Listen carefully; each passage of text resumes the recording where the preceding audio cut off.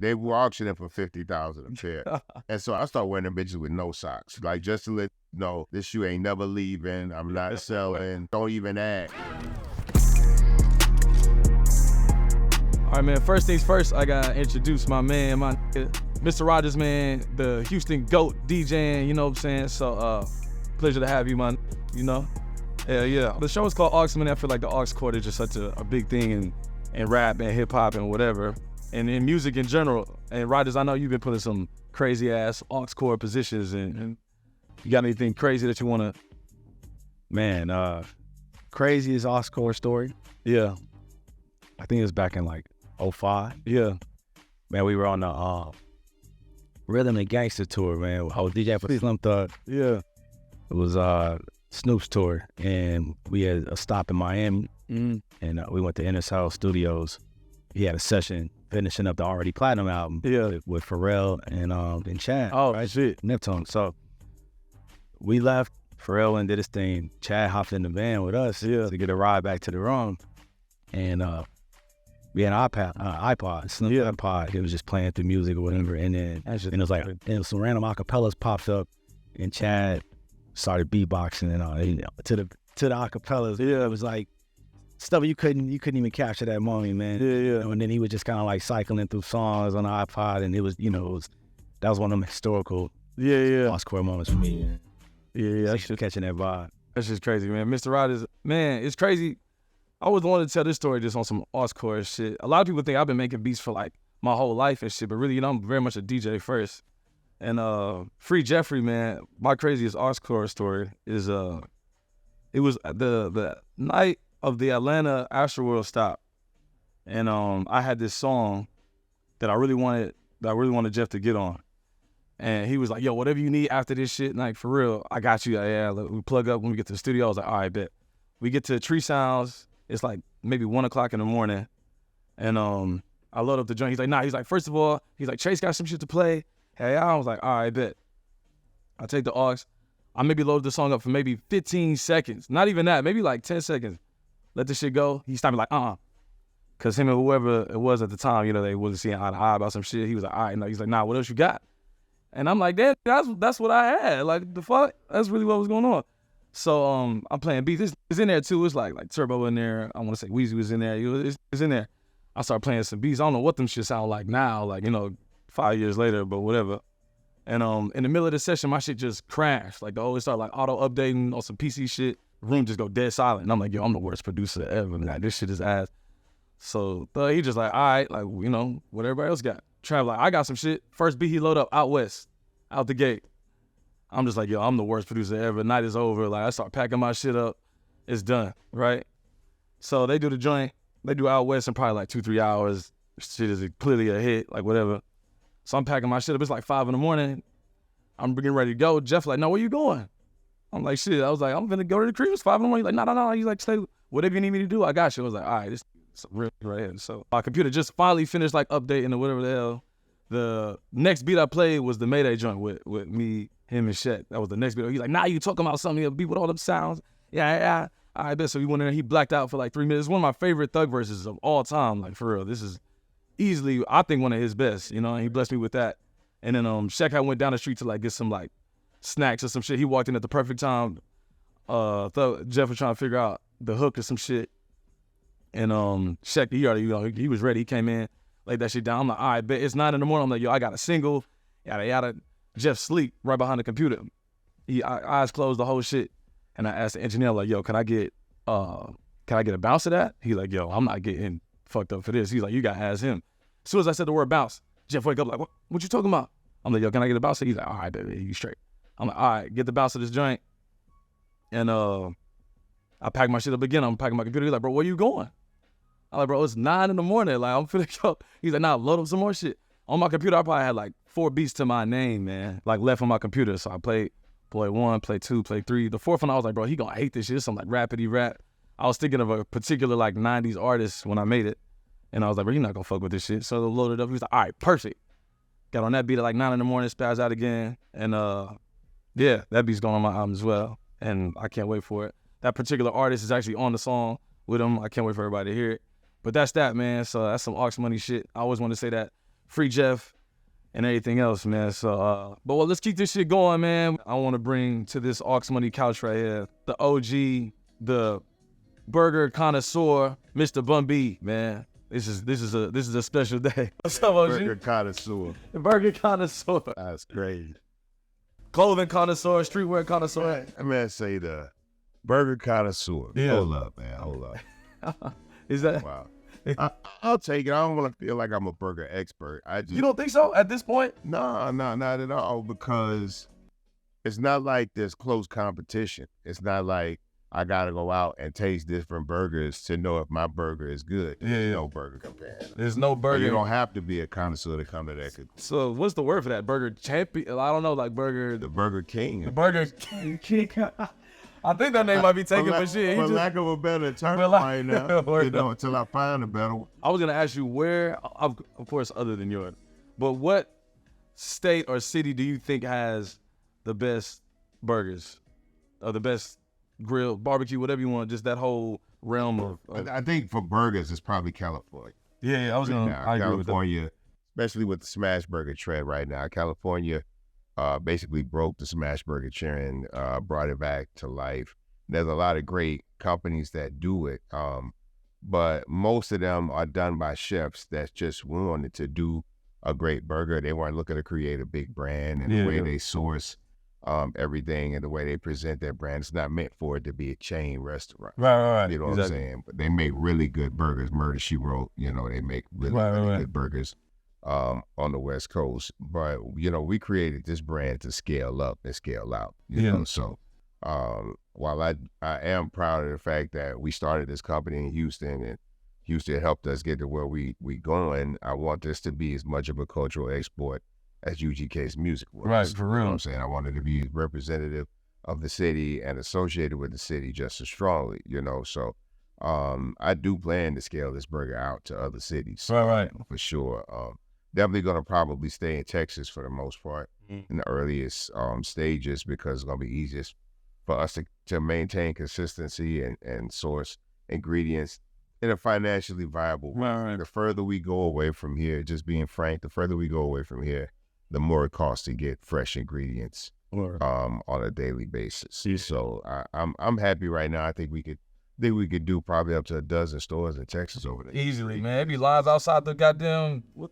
But you got to be smart about location. Right. You got to be smart about where you put these things. And, you can't just put them there because you want them there. If you put something somewhere, it's gotta work. You know?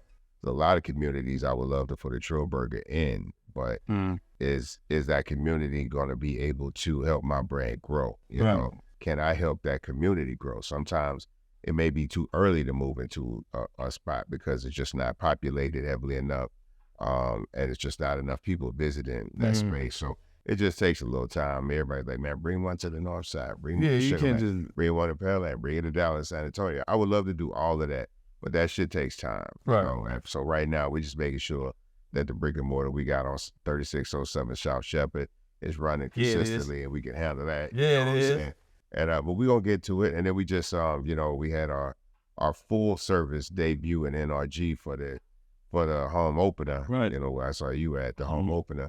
And we got 4 stations in NRG, and we offer suite service. And we got a lot of other things, because NRG not only does football events, they do soccer events, they do concerts, they do monster truck. They do a lot of shit there, and they want us to be able to serve people. Was starting your own restaurant like a part of the plan back then? Absolutely. For real? Not the inception of UGK, but I started a food blog about 10 years ago. I got a secret food blog. I'm exposed. Called YouGottaEatThis.com. We started that about 10 years ago, over 10 years now. Okay. At this point, we set up a site where we could showcase all the food places that we liked, and we set it up to where people could show us the places that they like to eat at. And as we got more and more educated about the food industry and the culinary industry, we became more excited about possibilities in that space. So me and my partner, Premium Pete, started looking for outlets to get into that space. He came in first with pause, as he would say. He came in first with this with his grandmother's pasta sauce. He had that bottle, and that's been doing real good, shipping all over the world at this point. Yeah. And Trill Burgers came across my desk, and there was no way I could turn turned my head to that. It was not just the best burger I'd ever had, but it was one of the best like dining experiences, the best meals, the whole experience combination. I was like, this is crazy that y'all were able to create something like this. Shout out Bun B is in the motherfucking building, man. AUX Money. This wouldn't be a Chase B and Bun B conversation if we didn't talk about sports. I feel like. Oh no. We damn near gotta start a sporting club at this point. Me and this be at every goddamn. Look, I mean, as much as we can for real. Look, we really actually enjoy sports. It's right, great. Right.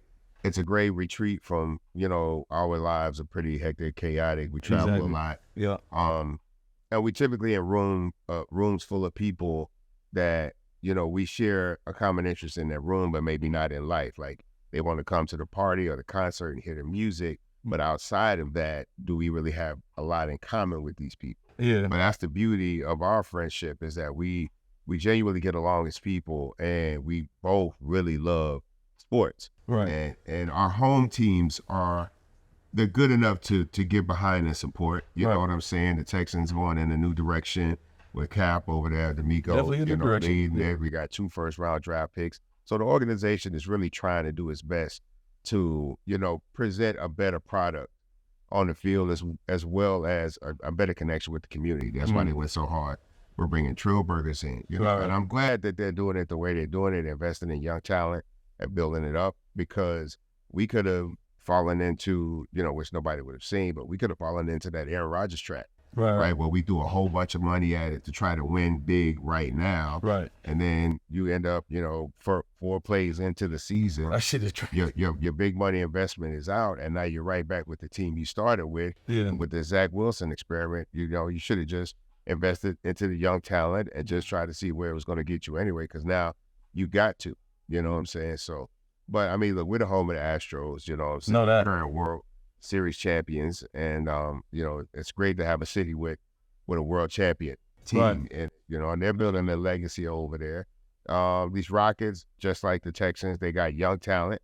They're investing in young talent and building it up. So I feel good being a sports fan in Houston. Are they all where we want them to be? No, but it seems like the owners are trying to get them there the right way. They're not throwing money at the situation. They appreciate our interests just as, we appreciate No, absolutely. They bring us in, as they brought these organizations, bring us in for input. They ask our opinions about things. They actually listen. They really do. To the advice that we give them, you know what I'm saying? And for us, it's not like we charge them for it. We really want these organizations to be represented well, and in particular leagues and whatnot, so that we can go out and brag with it. You know what I'm saying? Because that's what happened. We go to different cities, especially with New York. I get it real bad. Oh, yeah. No, the Yankees come to town. It's over with. New York people and the Dodgers, not most of the people I know in L.A., they're not really into baseball. They're really more into football. But the ones that are into baseball, talking shit, they are not fucking with these Astros. Well, that just tell me we doing something good. Exactly. When these esteemed franchises don't like your team, that means you. Finally, we got some rivalries going on around here. I love it, man. It just make the experience better for us when we get home and go to these games. Which ring do you appreciate more? I know 2017 was Harvey and all that shit, and it meant a lot for the city just to bring it back up. But I feel like the 2022 ring had a lot to do with just us proving ourselves as like a baseball team. I feel like 2017 was for us, right? Like that proved to us that this team worked hard, because we watched this team come together, gel, grow, guys get drafted into the team, stay here, all them. right, and building all this young talent up and getting into a World Series. I feel like the second World Series is to prove to everybody else how great this team is. We knew how great this team was, and for us, there's really no asterisk as far as our championship is concerned. Well, for everybody else out there that needed more proof as to how these Astros are, 2022 showed you. It shows you, man. But now I was gonna ask, is it difficult like now, especially like how often do you perform, Bun? Like, do you go back to your original craft? How often do you do that? Oh no, it's still my day job. Like I book around major obligations that we may have with the burger. If it's important for me to go to some of these catering opportunities that we have to meet with CEOs of companies or with my contemporaries. Like today, we're in New York. The burgers are in New York right now, catering at CC Sabathia's charity foundation.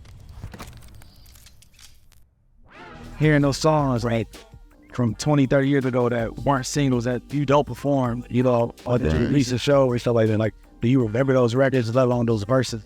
Some of them I do because of how and when they were recorded. It's typically circumstances around the recording of the song that make certain things stick more than others. But for the most part, no. Because of the fact I don't really listen to it. Right. So it's not really like a front load thing. I've never really listened to myself in that sense. I typically record that shit and leave that shit there. But no, not really, man. I smoked a lot of weed, drank a lot of liquor. You know, I sip syrup, I pop pills, I got wet. I don't know what nothing. I don't remember half that shit.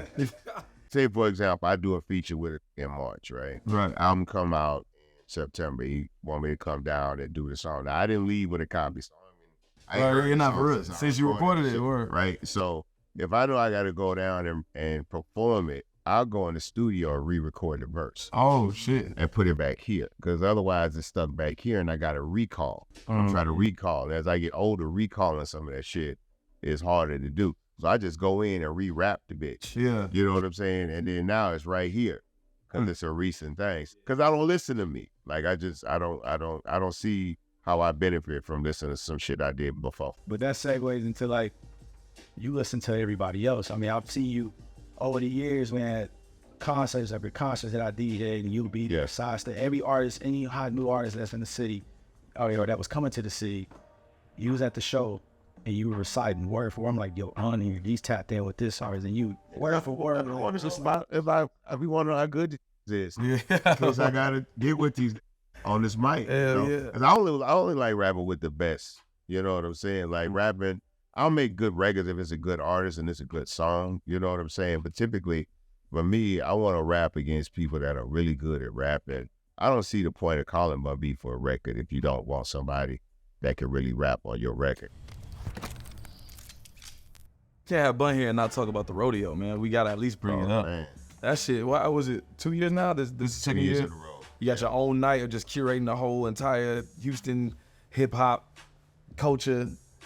Sold out both times. Yes. How do you go about like just even curating the set list, the artists at what time? Like it's a whole. Yeah, it's a lot, man. You know, it's a very calculated process. For one, because you're only working with an hour. Like you got I get 60 minutes to do what I'm gonna do at the rodeo, or to do what I did at the rodeo. And I wanted to put together as big an experience as possible, particularly with artists of color.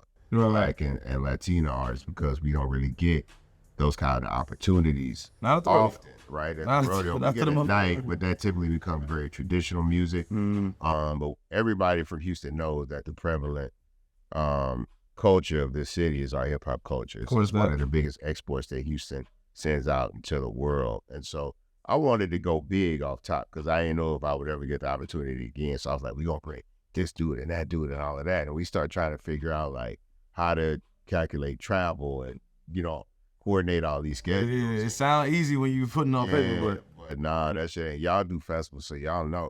But Queenie was like, you know, why don't you just do Houston artists? They already here, and they'll be easy to get. I'm sure the Houston people will want to see them. And so we said, all right, cool. So we picked 5 people, you know, and the city responded real good. And I was like, well, damn, what if we added this person? Then what if we added this group? What if we added these people and all of that? And you know, I kept being like, you know, how much time we got left?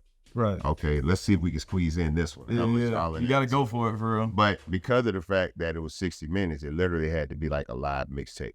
So it's literally like, there's not any real pauses that I do. Now, if I get the opportunity to do it again, I probably wouldn't bring as many people because last year backstage was the great room.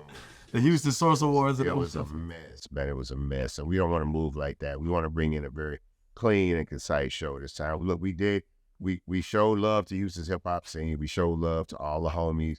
All my friends got backstage passes. A couple of them got to ride in slabs. I seen that. That was iconic, man. You know, so we did everything. And if we never do it again, I think we've left our mark on the rodeo. You know what I'm saying? And so we hit it pretty hard. And the beauty of this thing too, man, you know, I get to present this opportunity to people that probably would never get this opportunity, right? Like Youngster is a perfect example of somebody who has made major contributions to Houston's hip hop scene, made huge records that everybody in the city know. and they all sing, but he's never really gotten his just included in these type of big, he's one of my favorites from the city. For real. I went and got him, and then I was able to reach back and get one of my OGs like Big Mike and Rick Scarface and Willie D, and go back and get people who should have been able to be celebrated in front of the city and give them that opportunity to be celebrated. Yeah, that's what it is, man. You know what? All right, so shit, let's keep this going. We talking about all these artists.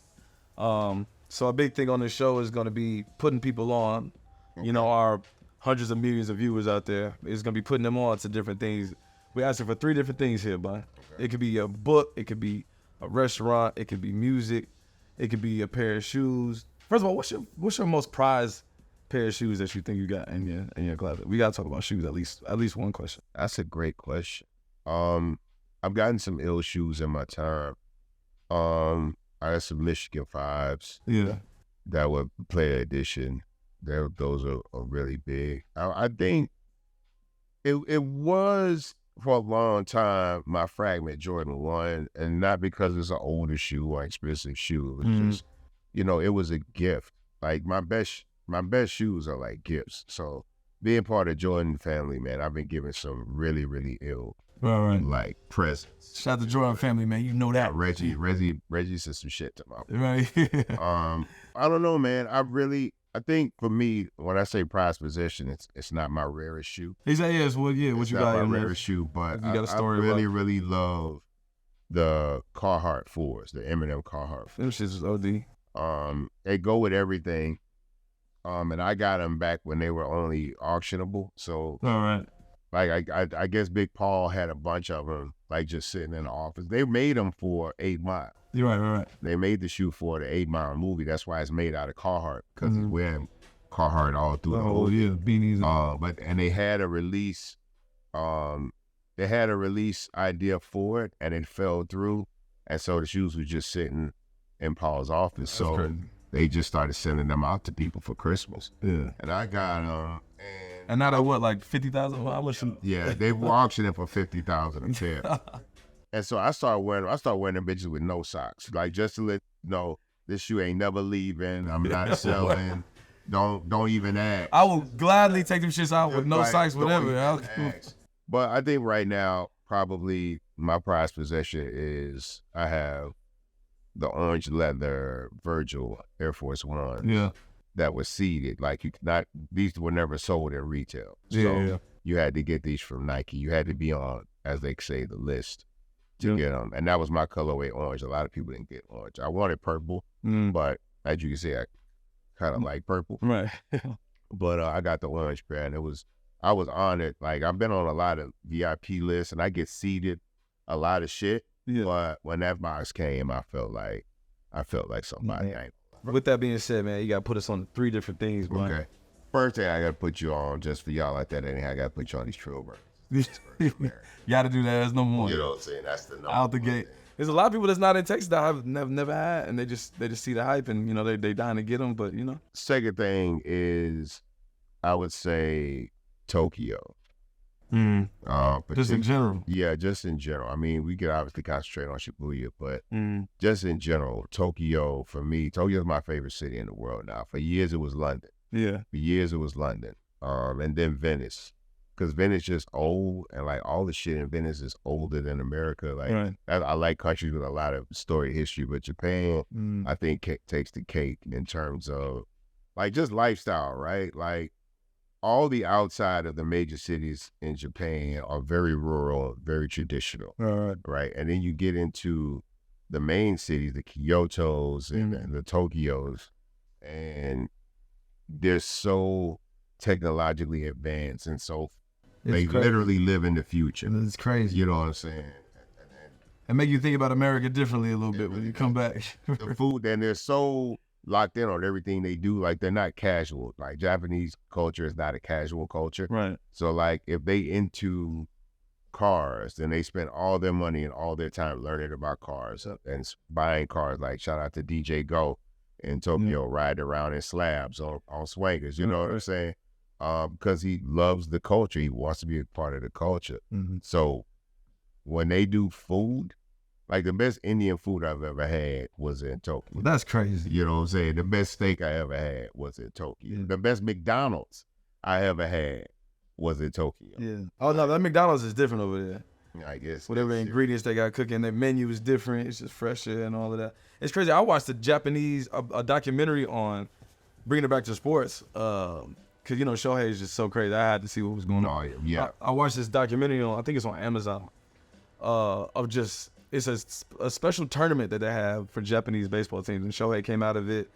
Oh, I think Suzuki came out of it. And the way that they treat that shit is really like going to war. It's like the military. It's like they treat there is no casual approach to doing anything in Japanese culture. Mm-hmm. Like they take the things they do very serious. They take how they do them very serious. And we as consumers get the benefit. Now, and far and away, and I hear this argument about Dubai all the time. Yeah. Dubai does not have the best shopping. Dubai has the best looking stores. Yeah. Dubai has the best build outs, Right. the best presentation. But Tokyo, far and away, has the best shopping on this planet. So that's two. Yeah. And number 3. If I got to really turn people on to something, I would say solitude. Yeah. Like, so much of I like our that. life is consumed by interacting with people, whether it's in person, online. We always feel this need to be engaged in some kind of conversation or action with people. So I just recommend like tuning out for a while. Yeah. Going somewhere. You know, my wife talked about it. She's like, it's time for you to tune out. You're taking in too much information and you have nowhere to put it. You're meeting all these people. You have your mind is getting clouded. You're getting overloaded. Right. And you just need to detach. So I understand, you know, everybody doesn't want to necessarily be alone, right? But that's typically being alone when you don't have a choice, right? Like there is no one to be there with you, right? But I think everybody should take some time to relax and just relieve themselves of stress and pressure and obligation, if at all possible. I know everybody's life gets busy and complicated, but you got to make time for yourself. Yeah. You know what I'm saying? I came from a state of mind where if I wasn't moving, or grinding, or hustling, I was wasting my day.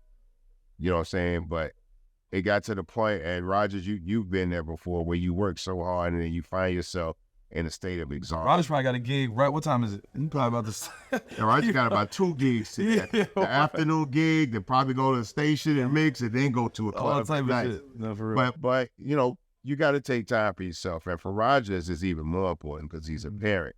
So he's definitely got, even if you don't take time for yourself, you got to take time away for his kids. And, you know, and that's important, man. You know, for me, the best thing I ever did in my life was take a vacation. I had no idea. I was almost ashamed of taking a vacation. Like, what are you doing going somewhere for a week? I mean, you supposed to be working. That's how I am, rich. man. You Yeah, it's supposed like to be I'm out trying to here get over that hump. Everybody I know that got money, I look up to niggas all working. Every time they all working all the time as much as possible. If my wife with me, I really don't care who's called. Yeah. If it's important, they'll call her if they can't get to me. Yeah. Like my mama, my manager, my brothers, the kids. If it's important and they calling me and they don't give me, they gonna automatically call her. Right. 9 times out of 9, Queenie with me. Y'all know. That's the Queenie, man. One of the realest, man. 9 times out of 9, for real. So yeah, man. Trill Burgers, Japan, and solid. Solitude. That's beautiful, man. Let's give it up for OG Bun, man. Thanks. God damn it. 3 very important put-ons right there.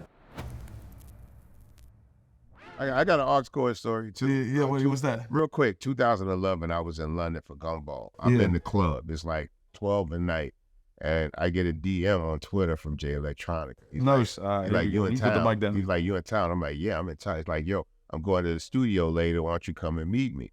And I was like, cool. He said, all right, so the car's gonna come and pick you up about 5 o'clock. I'm like, in the morning? Yeah. He's like, yeah. So the car come and pick me up in London. We go out to Surrey. It takes about an hour to get there.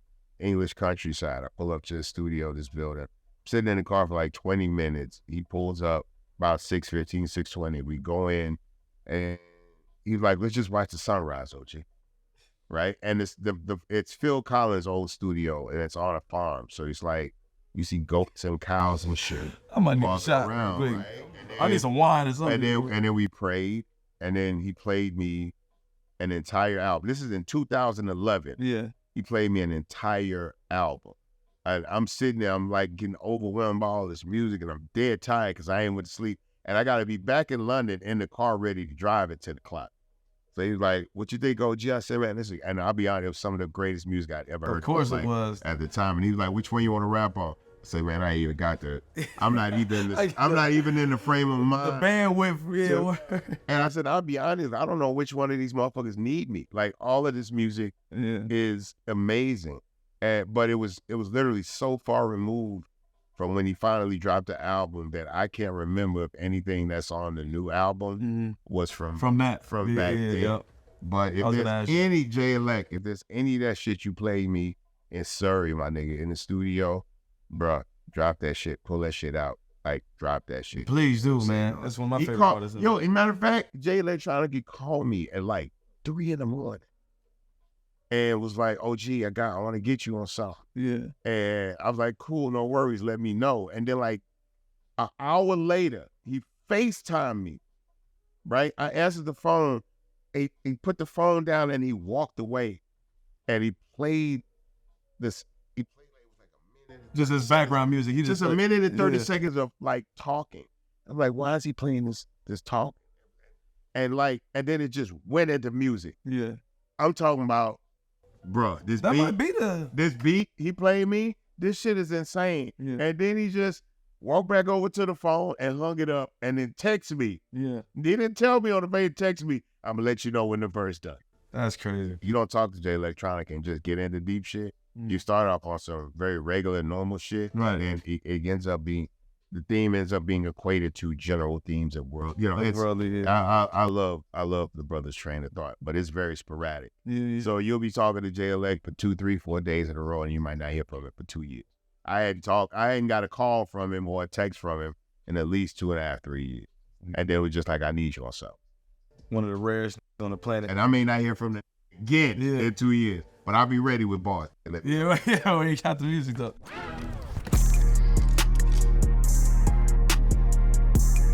Bun B, the official to bless the arts chord, man.